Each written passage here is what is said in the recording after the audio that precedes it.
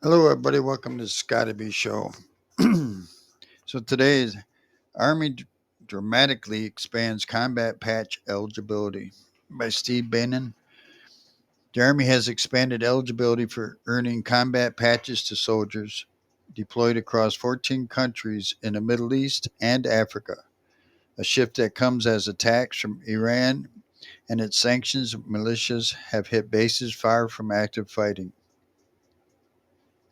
The policy shift, issued last week, covers soldiers who served in Bahrain, Egypt, Iraq, Israel, Jordan, Kuwait, Lebanon, Djibouti, Pakistan, Qatar, Saudi Arabia, Syria, the United Arab Emirates, and Yemen between October 7, 2023, the date of Hamas' surprise attack on Israel, and June 24th, when the U.S. launched an airstrike on an Iranian nuclear facility. These changes acknowledge the inherent risk and challenges faced by soldiers in these locations and timeframes.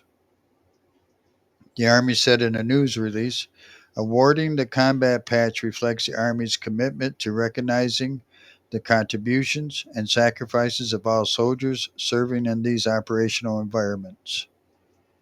It's unclear why the Army set an end date of June 24th for the policy, given that many of the threats to U.S. forces in the region, including drone and rocket attacks, remain ongoing. It's also unclear how long Army planners have been pushing to expand combat patch eligibility. The change comes a year after an internal draft memo surfaced online, authorizing the patches for troops. That document, which also backdated eligibility to October 7, 2023, never went into effect.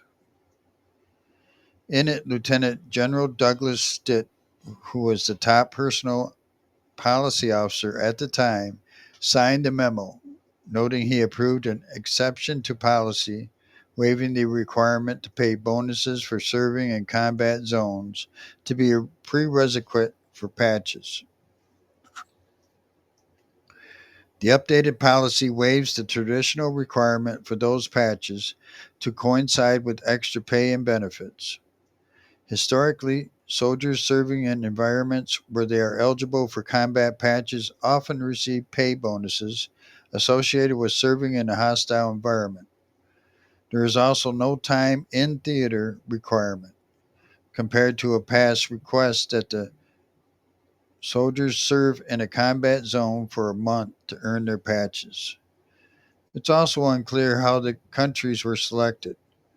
Locations such as Egypt and Kuwait are considered peaceful deployments with minimal risk for most troops. The eligibility omits Somalia, which has been the site of sporadic combat since the 1990s. Combat patches are worn on a soldier's right sleeve and serve as an indicator of the unit they deployed to a war zone with. Those patches, which were commonplace in the 2000s and early 2010s, have become relatively rare in the low to mid ranks as the post 9/11 wars have largely wound down and the service has turned its focus to the Pacific, aiming to counter Beijing's growing influence. Soldiers without those patches are sometimes referred to as slick sleeve, a derogatory term sometimes made in jest to refer to troops who have not served in combat. Well, what do you think of that? I'm a slick sleeve. I didn't go to combat. I was lucky. But anyway, let me know what you think. Leave a comment. Appreciate you stopping by. Y'all have a great day, great night, whatever the case may be. We'll see you next time on the Scotty B Show.